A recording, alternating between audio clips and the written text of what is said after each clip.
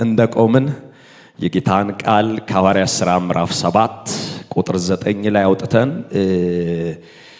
እናነብና እግዚአብሔር በልቤ ላይ ያስቀመጠውን መልእክት እንግዲህ እግዚአብሔር ከኔ በቀደሙት አልፎ ይናገር ነበር በጸሎት በዝማሬ እንዲሁም ደግሞ ማስታወቂያ ስንሰማም እግዚአብሔር ድምጽ ያልፍ ነበር። እግዚአብሔር ከኔ ቀድሞ አልፎ በተጠቀመባቸው ባሪያዎች ይጠቀም ነበር። እንዲሁም ደግሞ አሁንም እግዚአብሔር በቃሉ ይናገረናል። የሚያምን ሰው አለ እግዚአብሔር ይናገረኛል የሚል? ተናጋሪው እሱ ነው። ለስሙ ክብር ይሁን። መንፈስ ቅዱስ ይናገረናል፣ የሚረባንን ያስታጥቀናል፣ በቃሉ እውነት አልፎ ደግሞ ያጽናናናል፣ ይጎበኘናል። እንደዚህ ይነበባል መጽሐፍ ቅዱስ ያዘን ሐዋርያት ሥራ ምዕራፍ 7 ቁጥር 9 እንዲሁም ደግሞ ቅዱስ ሞባይል ያዘን ሞባይሎቻችንን የተቀደሰውን ሞባይል እንከፍታለን። የተቀደሰውን ሞባይል አንዳንዴ ስለማይቀደስ ነው እንዲህ አይነት አማርኛ የምጠቀመውና አንዳንዴ አይቀደስም። ስለዚህ አብረን ቀድሰናው እንጠቀማለን። እንደዚህ ይላል፣ የአባቶች አለቃ በዮሴፍ ቀንተው ወደ ግብጽ ሸጡት፣ እግዚአብሔር ከእርሱ ጋር ነበረ፣ ከመከራም ሁሉ አወጣው። በግብጽም ንጉሥ በፈርዖን ፊት ሞገስን ጥበብን ሰጠው። በግብጽ በቤቱ ሁሉ ላይም ብትወድ አደረገው ሾመው ይላል። የመልእክቴ ርዕስ የእግዚአብሔር አብሮነት በሚል ጥቂት ነገር እናገራለሁ። ክብር ለኢየሱስ ይሁን። ለዚህ መነሻ ክፍል አድርጌ የመረጥኩት ቅድም አብረን ያነበብነው በሐዋርያት ሥራ ምዕራፍ 7 ቁጥር 9 ላይ ያለውን የጌታን ቃል በማንበብ ነው። በልቤ ላይ ያለውን ሐሳብ ማካፍላችሁ። ከጎናችሁ ያለውን ሰው እግዚአብሔር አብሮ ይሁን በሉት። ኮስተር ካለ ደግማችሁ ንገሩት። እየመረቃችሁት ነው። እግዚአብሔር አብሮ ይሁን በሉት። ማን አብሮን ይሁን? ጮክ በሉና እስኪ እግዚአብሔር አብሮኝ ይሁን በሉ እስኪ። እኔ ልመርቃችሁ በዚህ ማለዳ የእግዚአብሔር አብሮነት በቤታችሁ፣ በስራችሁ፣ እግዚአብሔር በሰጣችሁ በልዩ ልዩ ሴክተር ውስጥ በሙላት በኢየሱስ ስም ይገለጥ።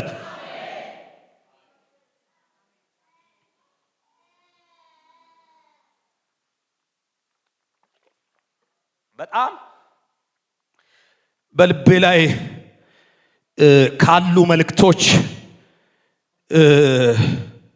እግዚአብሔር ውስጤን ጫን አድርጎ በዚህ ማለዳ ይሄን ቃል አብሬያችሁ ላውጅ ነው የመጣሁትና እንደምናውቀው ሐዋርያት ሥራ ምዕራፍ 7 ላይ ጻፊው ሉቃስ እስጢፋኖስ በሰማዕታት የሆነው የመጀመሪያው እስጢፋኖስ የተረከውን ትረካ ነው። ከአብርሃም ተነስቶ ዳዊትን አንስቶ የአባቶች አለቃ የሆነውን ዳዊትን አንስቶ እነሆ እስከ ኢየሱስ ድረስ ወንጌልን እንዴት እንደሰበኩ ከዚህ ንግግር የተነሳ የንግግሩን የጥበብ ኃይልና አቅም መሸከም አቅቷቸው በድንጋይ ወግሮ የመጀመሪያው ሰማዕታት የሆነው እስጢፋኖስ የተረከውን ወይም እስጢፋኖስ የሰበከውን ስብከት ጻፊው ሉቃስ የተረከልን ወይም የጻፈልን የዘገበልን መልእክት ነው ያነበብኩትና ቀጥታ ስናነበው አንድ ነገር ወደ አንድ መጽሐፍ ይወስደናል። ማለትም የዘፍጥረት መጽሐፍ ላይ ፈጥነን እንድንሄድ ያደርገናል። በዘፍጥረት መጽሐፍ ላይ የዮሴፍን ታሪክ የማያውቅ ማንም የለም። እንደኔ ደግሞ በቸርች ውስጥ በሰንዳይ ስኩል ያደገ ሰው ደግሞ በጣም ደግሞ አጥብቆ ያውቃል የዮሴፍን ታሪክ ከታች ጀምሮ ማለት ነውና ምክንያቱም ቤት ውስጥ 10 ጊዜ ለልጆቼ ስለማወራ የዮሴፍ ታሪክ በጣም ቅርብ ወዳጃችን እንደ ጓደኛም አድርገን የምናወራው መጽሐፍ እንደሆነ አውቃለሁ። በዘፍጥረት መጽሐፍ ላይ ሁላችንም እንደምናውቀው እንደ ግልጽ መልእክት የዮሴፍን ታሪክ ስናነሳ ሁል ጊዜ አራቱን ፓትርያርክ ማንሳት እንችላለን። አብርሃም፣ ይስሐቅ፣ ያዕቆብ ብለን ልንጠራ በአንጭር ቋንቋ እንችላለን። ከአራተኛዎቹ ፓትርያርክ መካከል እኔ ማነሳው ወይም ደግሞ የዘፍጥረት መጽሐፍ ላይ 12 ምዕራፍ ስለሱ የሚተርክለትን ከምዕራፍ 37 እስከ 50 ድረስ የዮሴፍን ሐሳብ ሳስገባ የማይቀረውን ይህንን ብቸኛውን መጽሐፍ ዛሬ አብሬያችሁ ልካፈል ፈልጋለሁ። እንግዲህ የዮሴፍን ታሪክ ስናነሳ ፈጥነን የምንሄደው በዘፍጥረት መጽሐፍ ምዕራፍ 37 ላይ ነው። እግዚአብሔር ምንም ለማያውቀው ብላቴና ሰማይ ተከፈተና ህልም ሰጠው። ህልሙ ደግሞ በህይወቱ ያመጣበትን ህልሙ እንዴት እንደተገለጠ ህልሙ ምን ዋጋ እንዳስከፈለ የህልመኛው መንገድ እጅግ አድካሚና ታካች እንደሆነ ከዮሴፍ ታሪክ መማር እንችላለን። ግን አንድ ነገር ገዛኝ። ለካ ህልመኛው ምንም አይነት ጽኑ መከራ ቢገጥመው ህልም እያለው ህልሙን ይዞ አይሞትም። ጮካትሉ ጮክ ብላችሁ እስኪ አሜን። የገባኝ ይሄ ነው። በዚህ ማለዳ አብሬያችሁ ማውጀው ህልም ተሸክሞ ዮሴፍ መገኘት የለም። ህልሙ ተገልጦና አይተነው ግን የምድርን ሩጫ እንጨርሳለን።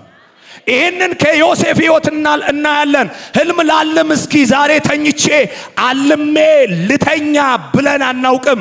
አንዳንዴ እንደዛ ብዬ አውቃለሁ። ጌታ ሆይ በህልም እንኳን አትናገረኝም፣ ስለማገለግለው ጉባኤ ስለምወጣበት መድረክ ብዬ ጠይቄ አውቃለሁ። አንዳንዴ ዝም ይላችኋል። ዮሴፍ እንዲጸልዩ አይደል ድንገት አንድ ቀን ምሽት ላይ ህልም አየ። ደገመው። ደግሞ የሚገርመው ህልም አየ። ለሁለተኛ ጊዜ ህልም አየ። ህልም ልይ ብሎ ጠይቆ አይደለም፣ ወይ እግዚአብሔር በህልም ይናገራል ሚል መልእክት ተቀብሎ አይደለም። ዝም ብሎ ህልም አየ። ህልሙ ሁለት ነገር አመጡበት፣ የሚጠሉት የሚያሳድዱት። ደግሞ ህልም እንዳየ በልቡ የሚጠባበቅ ደግሞ የሚወደው። አንድ ነገር ልበላችሁ በዚህ ማለዳ፣ የሚወዷችሁ በደንብ ስሙኝ፣ የሚወዷችሁ አያድናችሁ ይሆናል፣ የሚጠሏችሁም አይገሏችሁም። አሜን አትሉ? የሚወዷችሁ አያድናችሁ ይሆናል። አባቱ ያዕቆብ ዮሴፍን በጣም ይወዷል። በሁለት ነገር መጽሐፉም ስለሚያስቀምጥ ምንም መላምንት አንገባ፣ በሁለት ነገር ይወዷል። በጣም ከሚያፈቅራት ደግሞ ረጅም ዓመት ዋጋ ከከፈለላት ከሚወዳት ሚስቱ ስለወለደ ለዚህ ይወዷል። ደግሞም የዕድሜ መጨረሻ ልጅ ስለሆነ ያሳሷል፣ ይወዳል። ሁለተኛው ደግሞ መጽሐፉን ስናነብ በወንድሞቹ መካከል የወንድሞቹን ክፋት እየሰማ የወንድሞቹን ተንኮል እየሰማ እየመጣ ለአባቱ ስለሚያቀብለው አባቱ ይወደዋል። ግን ይውደደው እንጂ በመከራ ቀን አላዳነው። ይውደደው እንጂ በመከራ ቀን አልረዳው። ይጥሉት እንጂ 11ዱም ተማክረው ይጥሉት እንጂ ደግሞ እጃቸውን ጭነው ሊገሉት አልቻሉም። ስለዚህ አንድ እውነት አውቃለሁ፣ በጣም የሚጠሉኛል፣ በጣም አይገሉኝ። የእውነት አይገሉኝ። በጣም ሲያዩኝ ፊታቸውም ይለወጣል፣ አይገሉኝም። በጣም ደግሞ የሚወዱ የሚጠጋጉኛሉ፣ አያድኑኝ ይሆናል፣ ግን አዳኝ እሱ ከኔ ጋር አለ። ጮክ በሉና እስኪ የእግዚአብሔር አብሮነት አለ በሉ እስኪ። ልመርቃችሁ እግዚአብሔር አብሯችሁ ይሆን። ልመርቃችሁ የእግዚአብሔር አብሮነት በእርምጃችሁ ላይ ይሆነ።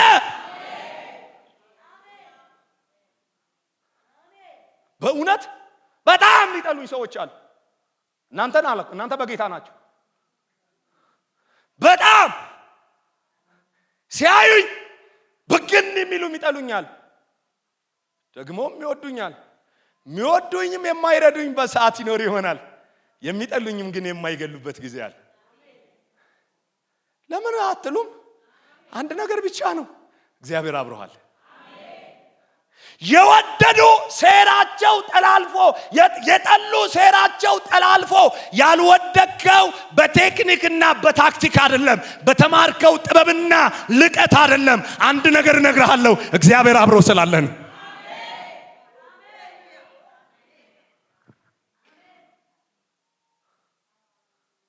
በገባበት ሴክተር በገባበት ቢዝነስ ተጠላልፈ ያልወደከው ሲስተሙን ድል አድርገ ስላሸነፍክ ሳይሆን አንድ እውነት ምነግር በማለዳ ህልም የሰጠ እግዚአብሔር አብሮ ስላለን።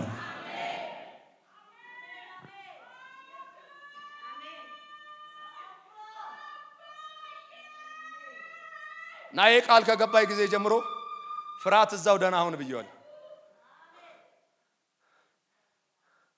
ወይ እንደ እስጢፋኖስ የሰማዕታት እድል ገጥሞን ሰማዕታት ካልሆንን በስተቀር የሚጠሉን እንደማይገሉኝ ሲገባይ በቃ ፍርሃት ደህና ሁን። አደናቅፎ እንደማያስቀሩኝ ሲገባይ ፍርሃት ደህና ሁን። ተደነቃቅፌ አልቀርም። ዴስቲኒ አለኝ፣ እሱም ህልም አለኝ። ህልሙን አንድ ቀን ለብሷል። የእውነት ይሄ ባይሆን ኖሮማ ቀንና ማታ ሲረገምብን ውደቅ ትውደቅ ትፍረስ ትገልበጥ ትደፋ ስንባል ቀና እያለን ወዝ ላይ ወዝ ጨምሮልን ቆምን። ምን መሰለ ልንገርሽ፣ የእግዚአብሔር የእግዚአብሔር አብሮነት ነው። ይሄ አብሮነት በሙላት እንዲሆን እጸልያለሁ። እግዚአብሔር በአብሮነቱ በዚህ ማለዳ ይባርከን።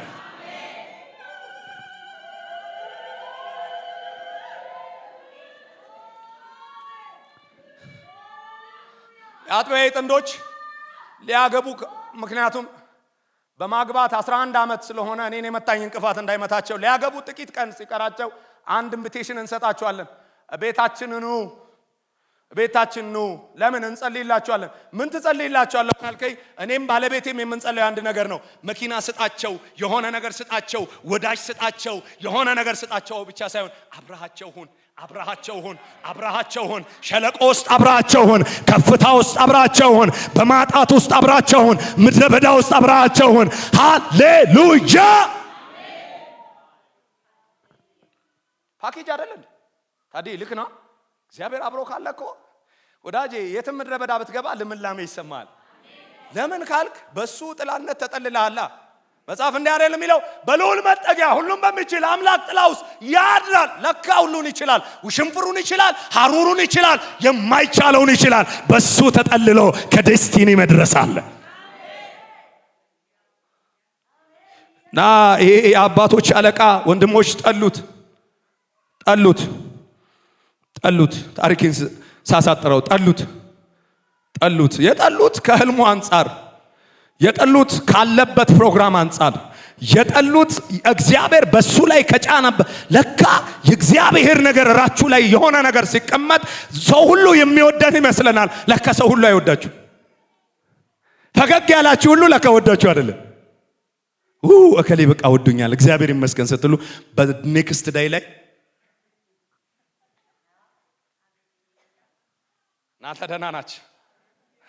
እናንተ ደህና ናችሁ። እኔን ታሪክ ነው የምነግረው፣ እናንተን አይደለም። እናንተ ደህና ናችሁ። ክብር ለኢየሱስ ይሁን። በቃ ፊት ያዞራል።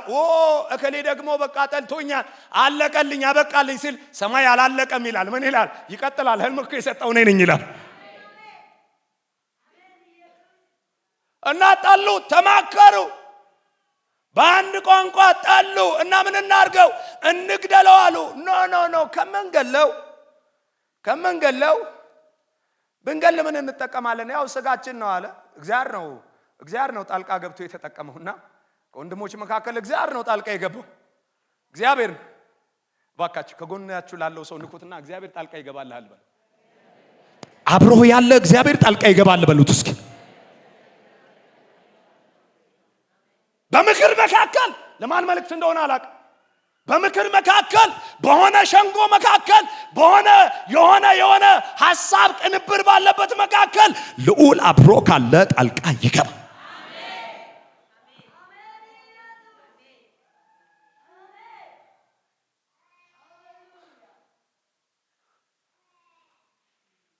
እንዴ የመከረው የሆነ የዮሴፍ እኩያዎች አይደሉም። መጽሐፉ የሚለው ታላላቆች ነው የሚለው። ታላላቆቹ ናቸው የመከሩበት። ከዮሴፍ በአቅም በእድሜ በብዙ ነገር የሚበልጡ ናቸው የመከሩበት። ግን አለ ንጉሱ መላ አለው፣ ህልሙን አስቀማጭው መላ አለው። ይመጣና ምክራቸውን ያፈርሳል። እኔ ለአንድ ሰው በዚህ ማለዳ እመርቃለሁ፣ በጌታ በኢየሱስ ስም ምክር ፈርሶልህ ትሻገራለህ። የጌታን ድምጽ እያስተላለፍኩ እንደሆነ ይሰማኛል። ምክር ፈርሶልህ እግዚአብሔር ወዳየልህ ምዕራፍ ትሻገራለህ። የዋነኞቹ ምክር እና መከሩ ምክራቸውን ቋንቋ ደበላለቀ። ይችልበታል። የቱ ጋር እንደሚደበላለቅ ይችልበታል። የቱ ጋር እንደሚነካ ይችልበታል። የቱ ጋር እንደሚያፈርስ ይችልበታል። ነካ አይ ከምንገለው ምን እናርገው? የሆነ ነገር ብናረግ ዋጋ ያወጣልናል። እና ሸጡት ወንድማቸው። የዮሴፍ ታሪክ እዛ ጋር ያበቃ መሰላቸው። ታሪክ ድርሰት ደረሱ። ቁጭ ብለው ተወኔ ጻፉ ቁጭ ብለው ምን እናርግ? ለአባታችን ምን እናርግ? እንደዚህ ብለን እንደዚህ እናስረዳው። ምክንያቱም አባታችን እንዲህ ብለን ካስረዳን አባታችን ነገሩ ይቆርጥለታል። ስለዚህ ምን እናርግ ብለው ተወኔ ተወኑ። አይገርም? በሌላ ዓለም ውስጥ ተው ተወኑ፣ ድርሰት ጻፉ። ምን ብለው? ወንድማችንን አውሬ በልቶታል እንበል። ከበጎች መካከል ትንሽ ድክም ያለችዋን በግ እንረዳትና በሷ ደም እንለውሳሉ። ለወሱት። ምልክትና ማስረጃ ያዙ። እስኪ እጃችሁን ከፍ አድርጉልኝ። ከጌታ ያልሆነ እጃችሁ ላይ የገባ ማስረጃ በጌታ በኢየሱስ ክርስቶስ ስም ቀደደ ነው። ዮሴፍን ያዕቆብን ለረጅም ዓመት ቆዝሞ እንዲኖር አዝኖ እንዲኖር ልቡ ርዶ እንዲኖር ያደረገ ማለት እና መጡ፣ ተቀነባበሩ። ቸሮች ናቸው ወንድሞች። አብረው አቀነባብረው የሆነ ድርሰት ጽፈው አመጡና ማናቸው እንዳነበቡ አላቅም። አባታችን ሆይ አንተ በጣም የተባረክነ 12 ልጆች ወልደሃል። እንግዲህ ከ12ቱ መካከል አንዱን አውሬ በልቶታል። ለዚህ ምልክት ይሆን ዘንድ ይሄው ማስረጃው ብለው የድርሰቱ መቋጫ ሰጡት። ያዕቆብ ቅፍ አረገና ወሰደውና እውነትም አለ ምዕራፍ 37 ላይ ቁጥር 37 ላይ 39 እውነትም ክፉ አውሬ ልጄን ቦጫጭቆታል። ከነ ሐዘኔ ወደ መቃብር ወርዳለሁ። እኔ እንዲያውጃለሁ በልዩ ልዩ መንገድ በልጆቻችሁ ላይ ልባችሁ ርዶና አዝኖ ያላችሁ እናቶችና አባቶች አውጃለሁ። የእግዚአብሔር ኪዳን ከመኖሩ የተነሳ በሐዘን ልብ ፍጻሜ አይሆንም። እግዚአብሔር ታሪክን ይገለብጣል። አሜን አትሉም? ና ያዕቆብ ፋይሉን ዘጋው። ድርሰቱ ተጠናቀቀ። የዮሴፍ ድርሰት ተጠናቀቀ። በያዕቆብ ቤት ነው እንጂ የተጠናቀቀው በአብሮት ባለው በእግዚአብሔር ዘንድ አልተጠናቀቀ።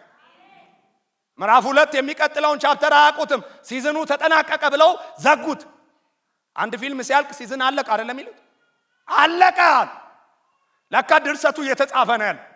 የሚቀጥለው ድርሰት በእግዚአብሔር አብሮነት የተቃኘው ድርሰት፣ የእግዚአብሔር አብሮነት የሚቀይረው ድርሰት፣ የእግዚአብሔር አብሮነት ነገርን የሚለውጠው ድርሰት በህይወቱ አላበቃም። እየተጻፈ ነው ያለው በግብጽ ምድር። ጮክ በሉና አሜን በሉ እስኪ ወዳጆች። እንዳበቃ ነገር እንዳከተመ የሚሰማት ነፍስ ትኖር ይሆን? እኔ አውጃለሁ በዚህ ማለዳ እግዚአብሔር በሰጠኝ ስልጣን አውጃለሁ። ነገር አላበቃም። እግዚአብሔር የሚቀጥል ምዕራፍ አለው።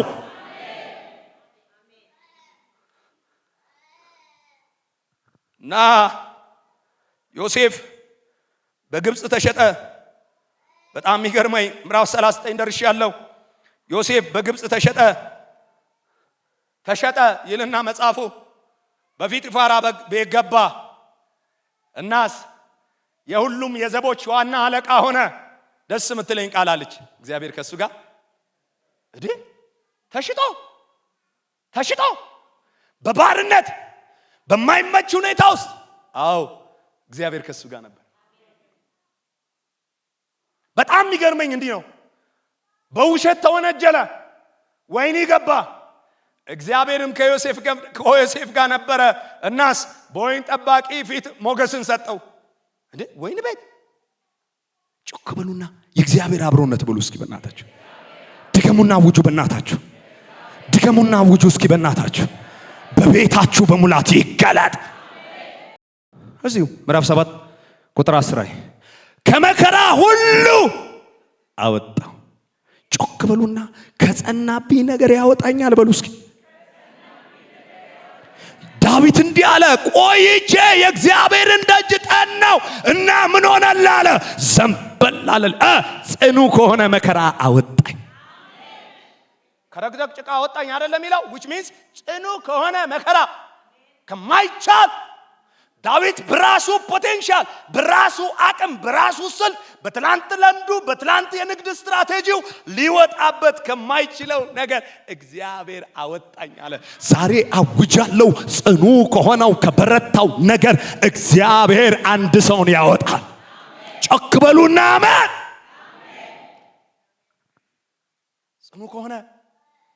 ጽኑ ከሆነ መከራ።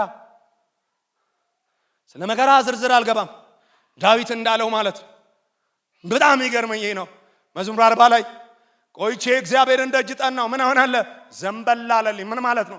ዞር አለልኝ እና ዞር ብሎ እግዚአብሔር ያውጣ ደህና ሁን አላለውም። እናስ ጽኑ ከሆነ መከራ አወጣኛልና ማለት ከረግረግ ጭቃ አወጣኝ፣ እግሮቼንም አቆመ፣ አረማመደንም አጸናው፣ አለቱ ላይ አወጣኝ አለ።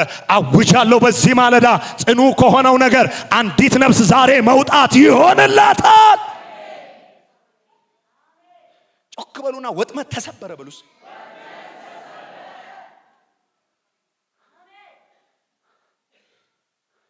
የሆነ ነገር ቱር ብሎ ሲወጣ ያለው እስኪ ጮክ በሉና ወጥመድ ተሰበረ በሉ እስኪ። ጽኑ ከሆነ ከተሸመቀብ ከማጣቃው ከተሰወረ እግዚአብሔር ሰማይ ከሚያየው ነገር እግዚአብሔር አብሮ ስላለ በአብሮነቱ ያወጣል።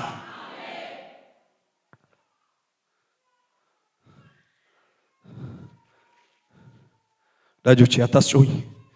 ቀጥሎ በስተት ያስኳቸው ሁለት አገልግሎቶች አሉኝና ድምጼ ተዘግቶ በስተት እኔ ነኝ የተሳሳትኩ። ሰማይ ተሳሳተ። አንዳንዴ እንደዛ ይመጣባቸው። ምን ሆኜ ነው ብያታለሁ ጧት ትላንትና ለባለቤቴ ምን ሆኜ ነው እንደዚህ ደራረብኩ አልኩ። ግን ሰማይ አይሳሳትም። ደስ የሚለው ይሄ መልእክት አልደግመው። በተለያየ ጉባኤ ለምታገኙ ሰዎች ብትኖሩ አልደግመው። ለሁሉም ቦታ መልእክት አለ። ብቻ ኮኔክት አድርጉ ያወራቸዋል። ክብር ለኢየሱስ ይሁን። ምን እያልክ ነው ካላችሁኝ፣ እግዚአብሔር አብሯችሁ ካለ ጽኑ ነገር ይኖር ይሆናል። ከጸናው ነገር እግዚአብሔር ያወጣል። እባካችሁ በጎናችሁ በግራም በቀኝ አደራ፣ በኋላ እኔ ላይ ኮብልስቶን እንዳያነሳ ረጋ ብላችሁ ጨብጡት አላልኩም። ነካ አርጉትና እግዚአብሔር አብሮ ይሁን እንጂ ጽኑ ከሆነው ነገር ትወጣለህ በሉት። መውደድ ሩቅ ሆንክ፣ ለታዴ ሩቅ ሆንክ። ተወደዳችሁ ብቻ ልዑል መለኮት በህልውናው በእናንተ መንገድ አብሯችሁ ይሁን እንጂ ጽኑ ከሆነው ከደረሰባችሁ ከጸናው ነገር እግዚአብሔር ያወጣችሁ። ማክሰኞ ዕለት ወንድም ያለው አለ ስሟን ያኛውን ሰው ስም አልጠራም እና እንዲህ ብዬ መጣው አለ። በጣም ጽኑ ንግድ ሲስተም ውስጥ ነው ያለውና ናላውን አዙሮት ጽኑ በሆነ ነገር ነው የመጣውና ሲመጣ ለቤተሰቦቹ እንዲህ ብዬ መጣው አለ። እግዚአብሔር በጉባኤ መካከል ጠርቶ ይናገረኛል፣ ከዚህ ከጸናው ነገር ወጥቼ እመጣለሁ አለ ብሏቸው ነው የመጣው። ሲመጣ ማለት ልጁን ይዟል፣ ተናጋሪውን ይዟል። ስንሄድ ነው የሚመሰከርልን። አባቴ አላ እንዴት እንደሚያወጣ ያውቃልና ነካው እና እንዲህ አለ፣ ነገሩ አልተፈታም፣ ኦሬዲ ነው ወጥቻለሁ አለ። ተወደዳችሁ ሲስተሙ ጽኑ ነው አይደል? አሁን ሲስተሙ ጽኑ ነው አይደል? እኔ እንዲህ ልመርቃችሁ፣ እግዚአብሔር አብሯችሁ ይሁን። ሲስተሙ ይቀየራል አላልኩም። ሲስተሙ በጸናው ላይ እግዚአብሔር ግን ያወጣችሁ።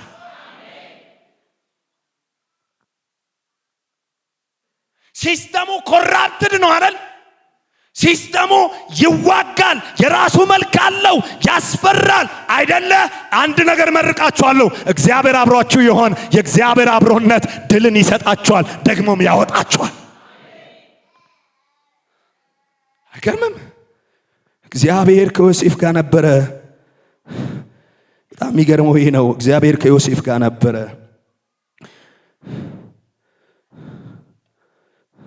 በጣም የሚገርመው ይሄ ነው። ቁጥር 20 ዘፍጥረት ምዕራፍ 39 ለዚህ ሐሳብ መያዝ እንችላለን። ቁጥር 20 የዮሴፍም ጌታው ወሰደው፣ የንጉሥ እስረኛ ወደሚታሰሩበትም ስፍራ ወደ ግዞት ቤት አገባው። ወደ ግዞት ቤት አገባው። ይሄ ለዮሴፍ በምንም ሊወጣ የማይችልበት ጽኑ መከራ፣ ባልሰራው ነገር ጽኑ ነገር ተጭኖበታል። ጽኑ የሆነ ነገር ተቀምጦበታል። ጽኑ የሆነ ነገር ላው ላይ ተጭኖበታል። ሊወጣ የማይችልበት የበረታ ነገር በላው ላይ ተቀምጧል። ግን ደስ የሚለው እንዲህ ነው፣ እግዚአብሔርም ከዮሴፍ ጋር ነበረ። ቁጥር 21 ማን ከዮሴፍ ጋር ነበረ? ይሄ እግዚአብሔር ጽኑ ከሆነው መከራ ላይ ስቦታ አወጣው።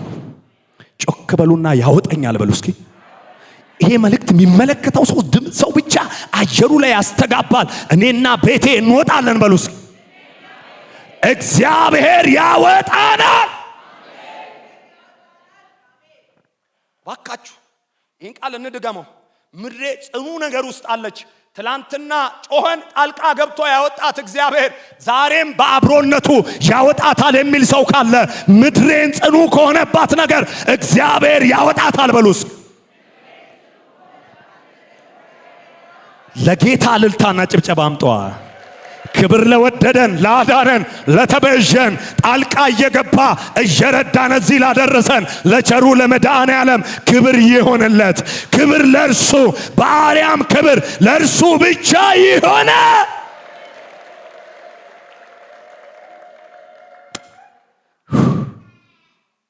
ሁለተኛውን ሐሳብ ላንሳና ሰባኪ ችግሩ ጥቂት ተናግሬ ነው ካለ ያበዛል ያባዛል። ገስጬዋለሁ ራሴን አላበዛው። ሁለተኛው እዚሁ ቁጥር ላይ በግብፅ ንጉስም በፈርዖን ፊት ሞገስና ጥበብን ሰጠ። ማን አትሉ? እስኪ እግዚአብሔር አብሮነት በሉ። የመጀመሪያው ከመከራ ሁሉ አወጣው። ሌላው ሞገስና ጥበብን ይሰጠናል።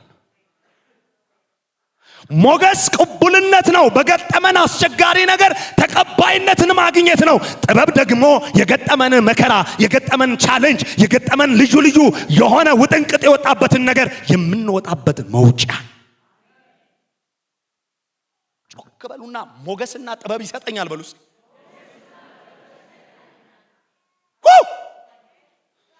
ድገሙና ውጅ ወዳጆች፣ ሞገስና ጥበብ ይሰጠኛል በሉስ። የብዙ ሰዎች ኪሳራ ችግር ሲገጥማቸው ነገሩን የሚወጡበትን መንገድ ስለማያውቁ ፊት ለፊት ይላተማሉ። ምን አነሳቸው አትሉኝም? አንድ ነገር አንሷቸዋል። ምን የሚባል ጥበብ። ጥበብ ይተጣጠፋል አይደለም፣ መውጫ መንገድ ያገኛል። የሆነ ይሽለኮለካል። አንዳንድ ሰዎች አሉ ተሽለኮልኮ የሆነ ነገር ለመያዝ ይፈልጋሉ። ኖ እሱን አይደለም ጥበብ የሚለው መጽሐፍ ቅዱስ ሰማያዊቱ ጥበብ ለገጠመው ችግር የመውጫ የመፍትሄ የመሻገሪያ ምዕራፍ አብሮት ይሰጣል። ምኑ? የእግዚአብሔር አብሮነት። የተወደዳችሁ ከዮሴፍ ታሪክ በዚህ ማለዳ እግዚአብሔርን አብሮነት ላነሳ ከወደድኩት አንዱ ምንድነው ካላችሁኝ፣ ሞገስና ጥበብ። ሞገስ ተቀባይነት ነው። ጥበብ ደግሞ ችግርን የምንፈታበት። ዮሴፍ በንጉሱ ፊት ተቀባይነትን አገኘ። የተወደዳችሁ ቅቡልነትን እንዲያገኝ እግዚአብሔር ምሕረት አገነነለት። ግን ቅቡልነት አግኝቶ ንጉሱ ችግር ገጥሞታል። ችግሩን የሚፈታበትን ደግሞ ጥበብ ሰጠው።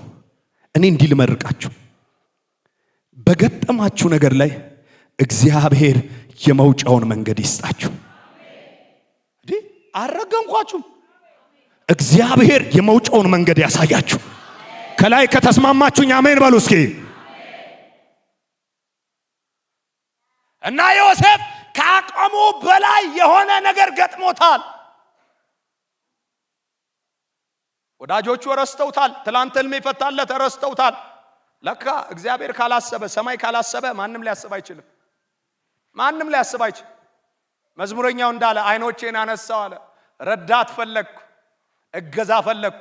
የሚሄድበትን መንገድ ተሰነካክዬ እንዳልወቅ፣ በሽፍታዎች እጅ እንዳልመታ፣ ይሄንን አስቸጋሪ የኢየሩሳሌም ተራሮችና አቀበቶች አልፌ የሚሄድበትን እነሆ የሚረዳኝን ፈለግኩ።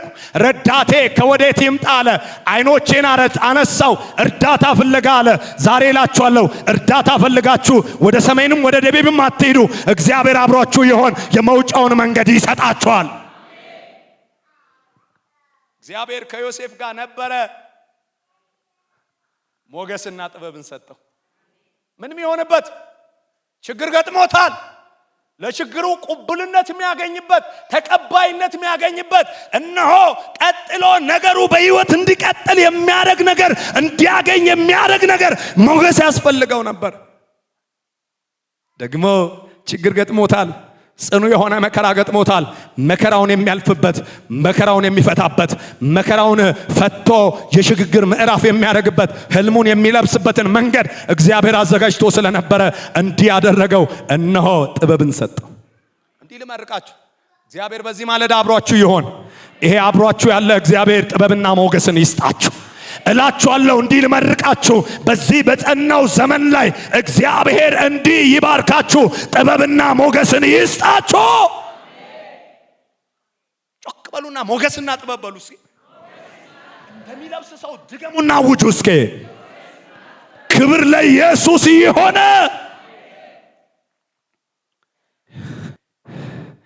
የእግዚአብሔር አብሮነት የመጀመሪያው ከመከራ ሁሉ ያወጣናል። ሁለተኛው ጥበብና ሞገስን ይሰጠናል። ተወደዳችሁ፣ ሶስተኛውን ላንሳና ልጨርስ። ሶስተኛው እግዚአብሔር አብሮ ያለው ሰው እንዲህ ይባረካል፣ በምህረት ልብ የተሞላ ይሆናል። ምንድነው ያልኩት?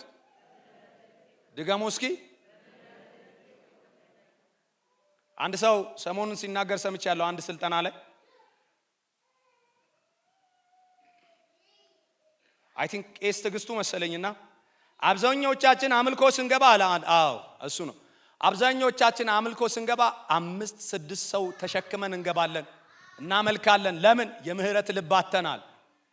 ዛሬ እግዚአብሔር በአብሮነቱ የምህረት ልብ ይሰጠናል።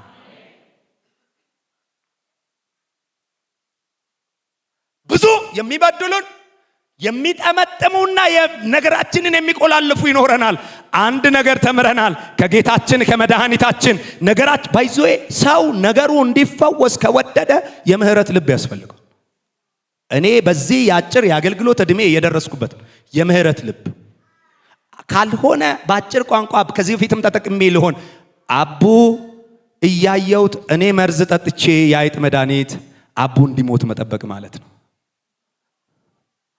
በጌታ ምሕረት እሱ አይሞትም፣ እኔው ራሴ እሞታለሁ። የጠጣሁት እኔን ይጥለኛል። ዮሴፍ መጽሐፍ ሲነግረን ወንድሞቹም ተኮልኩለው ከሚኖሩበት ማህበረሰብ ታሪኩን ስለምታውቁት ነው ማሳጥረው ወደ ግብጽ መጡ ይልና ወንድሞቹ እንደሆነ አወቀ። ወይ እኔ ብሆን እትዬ እኔ ብሆን የምስጋና ፕሮግራም አዘጋጁ፣ ጠላቶቼን እያንኮለኮለ አመጣቸው እየነዳቸው። እግዚአብሔር ዛሬ በፊቴ እንዳሻራው ያደርግልኛል፣ ይቆላቸዋል ነበር ምለው። ዮሴፍ እንደሱ አላለ። እኔ ብሆን ያልኩት መትዬ እኔ ብሆን ወንድም ጫላ በእውነት እኔ ብሆን። አሁን ግን አሁን አልልም። አይዞ መጋቢ ምን ሆኗል? ምህረት የለውም እንዴ? በኋላ በሆነ ነገር ግቡ ስንደራረግ ጌታ ሆይ እንዳሻረው ቁላው ሊለኝ ነው እንዴ ብሎ እንዳይተረጉም እኔ ብሆን ነው ያልኩት። ተወደዳችሁ፣ ዮሴፍ ወንድሞቹ መጡ። ሁሉም አይገርምም? አይሆንም ያሉ እያዩ እግዚአብሔር ያለው በሕይወት ይሆናል። ለማን እንደሆነ መልእክት እያወራው እንደሆነ ይገባኛል። መለኮት በኔ አልፎ እንደሚሰራ ምስባኩን ከያዝኩበት ጊዜ ጀምሮ ተናጋሪው መለኮት እንደሆነ አውቄ አውጃለሁ።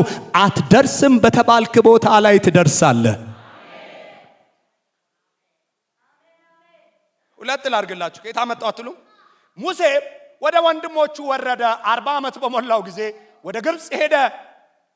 ከግብጽ ከፈርዖን ቤት ወጣና ወንድሞቹ መካከል ላይ ቆመና ወንድሞቹ ሲጋጩ አያቸው። እናስ አስታረቀ። አምሶሪ የመጀመሪያው እንዲህ አይደለም። ወንድሞቹ ሳይሆን አንደኛው ግብጻዊ አንደኛው እስራኤላዊን ሲመታ አገኘ፣ አገዘለት። ለባልንጀራው ለወንድሙ አግዞ ያኛውን ግብጻዊ ገደለ። ተኒክስ ዳይ ላይ አሁንም እስኪ ልጎብኛቸው፣ እናቴ ብዙ ታሪክ ነግረኛለች፣ ስለነዚህ ብዙ ታሪክ ሰምቻለሁ፣ እስኪ ሂጄ ልያቸው ብሎ ተነስቶ ሄደ። ሲያያቸው ወንድማማቾች ይደባደባሉ፣ ይሰነዛዘራሉ። እንዴ አለ፣ እናንተ እኮ ወንድማማች ናችሁ። እኔ እንኳን በግብጽ ቤት ሆኜ ነው በፍርዖን ቤት ነው ወንድማማች መሆናችሁን የተማርኩት። እናንተ ደግሞ አብራችሁ አንድ ላይ አድጋችሁ አንድ ላይ ቆርሳችሁ ትባላላችሁ አለ። አንተ ማን ነው እኛ ላይ አለቃና ሹም? እቺን ቃል እንዳትረሱ። አለቃና ሹም ማን ያደረገ ብለውታል ወንድሞች። ግን እዚሁ አሁን ያነበብኩበት ምዕራፍ 7 ላይ ዝቅ ብለን ስናነብ እናገኘዋለን። ብለውታል። ዮሴፍ ሙሴ አለቃና ሹም ሆኖ መጥቶላችኋል? አልመጣም? ድገሙና ንገሩኛ። ምን ብለውታል? ማን አረገ ነው ያሉት። የእግዚአብሔር ጊዜ ሲመጣ ግን ሆነ። ልመርቅ እግዚአብሔር እንዲህ ያደርጋል። አትደርሽም በተባልሽበት ቦታ ላይ እግዚአብሔር አብሮ ካለ ትደርሳለህ። የተወደዳችሁ እና ወረዱ ወንድሞቹ ወረዱ። አያቸው። ጌታ ሆይ አመሰግናለሁ አላለም። ሲያያቸው ልቡ አዘነ። አሁን ያዩት እስኪ ህልም ሲሆን እናያለን፣ በል ጉድጓድ ውስጥ ግባ አውሬ ይብላ ያሉት ናቸው። ህልሙን ለብሰውት ግን እሱ እንደሆነ አላወቁም። አብሮት ያለው ልዑል ህልሙን አልብሶታል፣ ግን አላወቁም።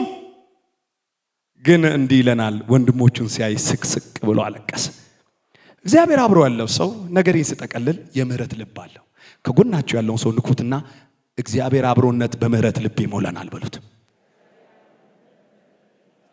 አማይ ስማኝ፣ አንድ ነገር በዚህ ማለዳ እኔ ታናሽ ብላቴና ነግራችኋለሁ። የምህረት ልብ በቤታችሁ እንዲኖር አንድ ነገር ባርካችኋለሁ። እግዚአብሔር በዚህ እውነት፣ በዚህ ፈውስ፣ በዚህ ባርኮት ቤታችሁን አጥልቅልቆ ይሙላው። ብዙ ፈውስ የጠፋው የምህረት ልብ ስላጣ ነው። የምህረት ልብ ይፈውሳል። ሰውየው አይለወጥ ይሆናል። አንተ ግን ጤናህን ጠብቀህ ትሄዳለህ። አንተ ግን ሰላምን ጠብቀህ ትሄዳለህ። አንተ ግን ነገር ተጠብቆ ትኖራለህ። ለምን? ምህረት አድርጋል። ክብር ለኢየሱስ ይሁን። ጮክ በሉና የምህረት ልብ በሉ እስኪ። ነገሬን ልጠቅልል። እግዚአብሔር ምን አለን? ምን አለን? ዶንያውን ስንሰፋው ምን አለን? የእግዚአብሔር አብሮነት፣ እግዚአብሔር አብሮት ከሆነ ጽኑ ከሆነ ነገር ከበረታ መከራ ያወጣናል። እግዚአብሔር አብሮን ከሆነ ጥበብና ሞገስ ይሰጠናል። እግዚአብሔር አብሮን ካለ የምህረት ልብ ይኖረናል። ጌታ በዚህ ባርከን። በጣም ቃል ገብቼላችኋለሁ። ፈጥኜ ነው የጨረስኩት። ሰው ሁሉ አንገቱን ዝቅ አድርጎ ይጸልያል።